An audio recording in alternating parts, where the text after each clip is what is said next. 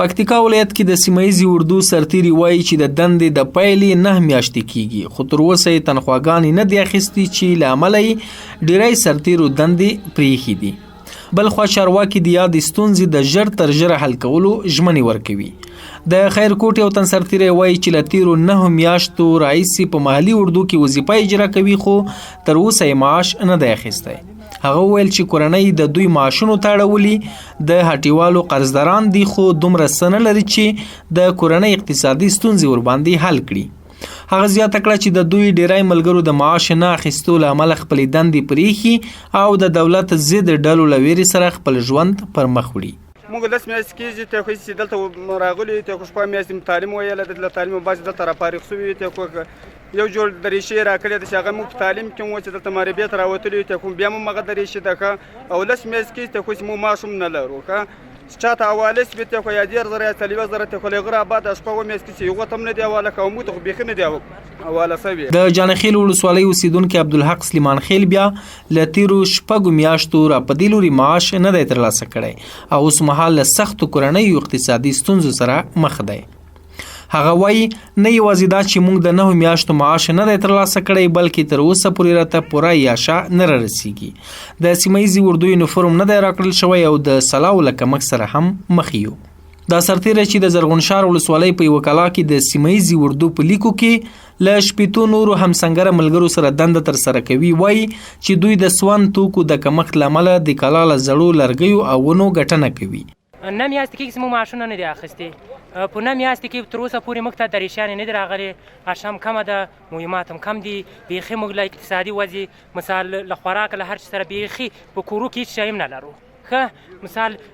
اتیا نفره 15 نفره پارسونل یو دلته. د سیمه اردو یو بل تن سرتېری عثمان میلما راډیو ته وویل چې ډېری ملګرو یې 9 میاشتې او ډېری نورو یې بیا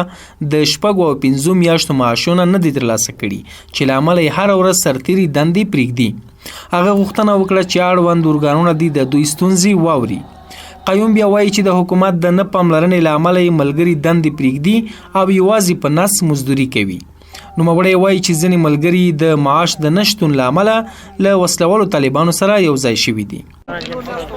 ځکه یې مې دلته موږ چې دلته راغلي یو په کنډه کې دغه ځلم ور سره معاشونه نه دي اخیستي، کورو یو شی ولاکه لرو دلته چې مثلا نفر راغلي دي ورته د حکومت کمزوري ده ورته عسکر ټول منډې وایي کورو ته وایي معاش نشته مخالف په نس لګیا ټول کور ور راپورې خاندي ور څوک اعتبار نه راکوي. دوکانداران چې دي یا تاسو په نس باندې کار کوي معاشونه نشته ور ټول په غداري په حکومت کې ده. مو دي چا چې کله وکړه حکومت هم نه وکړه ځان نه وکړه کله ورور وکړه کله تا وکړه ټول غداري په حکومت کې ده. ډېر خلک طالبانو ته ولاړو دي معاشونه ولاړو چې مثال معاشونه نشته تر دغه ما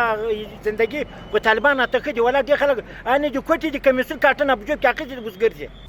د ولایتي شورا غړی وکیل عزیز له میلما راډیو سره په خبرو کې وویل د سیمه اردو یو شمېر سرتېرو ته معاش نه دی رسېدلی چې یا د موضوع دوی د ملي دفاع وزارت له راغلي استازي سره شریکه کړه او ژمنه یې کړې چې د یو نوي سیستم له لارې به ورته معاشونه حواله شي.